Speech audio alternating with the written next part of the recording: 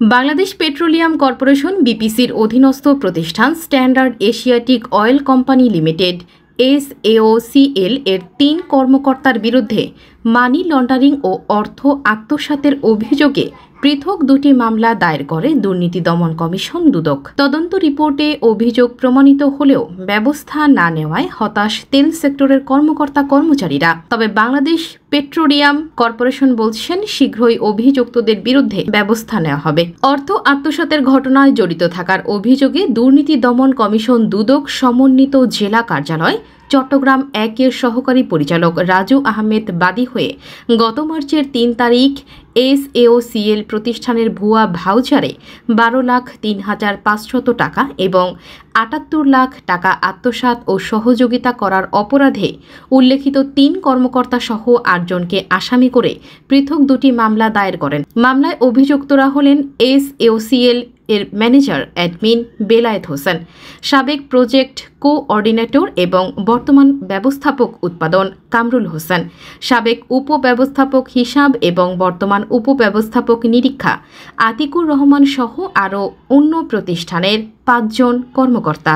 জানা যায় সাবেক আওয়ামী সরকারের দোসর এই চক্রটির বিরুদ্ধে এর আগেও রয়েছে বিভিন্ন মামলা ও অর্থ আত্মসাতের অভিযোগ, কিন্তু কোনো এক অদৃশ্য ক্ষমতা বলে প্রতিবারই চক্রটি পার পেয়ে যায় শাস্তিমূলক ব্যবস্থার হাত থেকে। সম্প্রতি অর্থ আত্মসাৎ মামলার তদন্তের দায়িত্ব পায় সিআইডি। তদন্তে উঠে আসে অভিযুক্ত ওই কর্মকর্তাদের অর্থ আত্মসাতের সত্যতা। এ ব্যাপারে বিভিন্ন গণমাধ্যমে সংবাদ প্রকাশিত হওয়ার পরেও অভিযুক্ত ওই 3 কর্মকর্তার বিরুদ্ধে কোনো ব্যবস্থাই নিচ্ছেন না বাংলাদেশ পেট্রোলিয়াম কর্পোরেশন বিপিসি, যে কারণে প্রতিষ্ঠানের কর্মকর্তা কর্মচারীদের মধ্যে বিরাজ করছে তীব্র ক্ষোভ ও অসন্তোষ। আমি তো দীর্ঘদিন যাবৎ এই কোম্পানিতে আছি।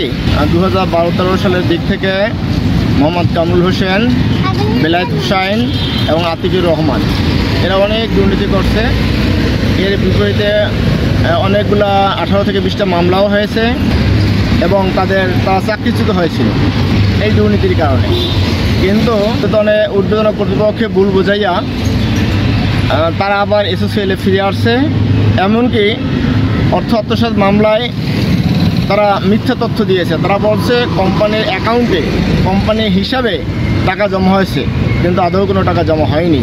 এভাবে মিথ্যা তথ্য দিয়া তারা স্ট্যান্ডার্ড অয়েল কোম্পানি লিমিটেডে প্রবেশ করেছে এবং পূর্বের মতো অরাজকতা সৃষ্টি করছে। অর্থ আত্মসাতের বিষয়ে জানতে চাইলে অভিযোগ অস্বীকার করে অভিযুক্ত কর্মকর্তারা এবং অন্য ভাউচারের অজুহাত দেখিয়ে তাদের বিরুদ্ধে যে অভিযোগ উঠেছে সেই অভিযোগগুলো আড়াল করার চেষ্টা করেন। আমি অস্বীকার করব, কারণ এখানে তো আমাদের কোনো সম্পৃক্ততা নেই। দুদকে যে মামলাগুলো করেছে এগুলি মিথ্যা এবং কতগুলো বানোয়ার তথ্য দিয়ে এই মামলাটা করেছে।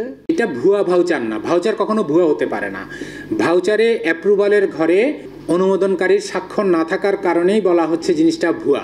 এটা যদি ভুয়া হয়ে থাকে তাহলে এই SAOCL-এ ওই 3টা ভাউচারের পরেও প্রায় 2700 ভাউচার আছে যেগুলাতে কোনো অ্যাপ্রুভালের ঘরে স্বাক্ষর নাই। তাহলে ওগুলোকে আমি কি বলবো, ওগুলো কি সঠিক? এটা একটা সিন্ডিকেট কাজ করতেছে, কিন্তু এই বিষয়ে তো আমরা অবগত না। কে চিঠি দিয়েছে, কীভাবে দিয়েছে আমরা জানি না। কিন্তু এই বিষয়ে যারা আমাদের বিপক্ষে বহুদিন থেকে কাজ করতেছে এরা এর সাথে জড়িত।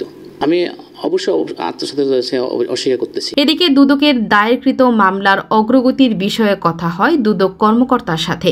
তিনি জানান শীঘ্রই অভিযুক্তদের বিষয়ে ব্যবস্থা নেওয়া হবে। আচ্ছা, আমাদের তো মামলা হয়েছে, এজাহার হয়েছে। এখন হচ্ছে আমরা তদন্তের জন্য আমি অলরেডি তদন্তকারী কর্মকর্তা নিয়োগ করে দিয়েছি। এখন উনি সাক্ষ্য সংগ্রহ করতেছেন। আমরা দ্রুতই কমিশনের প্রতিবেদন দাখিল করবো। কমিশনের অনুমতি পেলে তারপর আমরা বিজ্ঞ আদালতে চার্জশিট দাখিল করবো। প্রত্যেক পদকে আমরা চার্জশিটের সুপারিশ করে কমিশনের প্রতিবেদন দিব। কমিশন যদি অনুমোদন দেয় তখন হচ্ছে আমরা এটা আদালতে দাখিল করবো।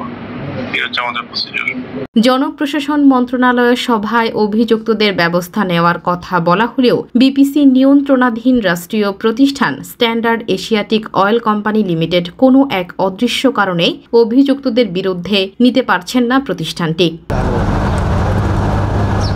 ডেস্ক রিপোর্ট, খবরের চট্টগ্রাম।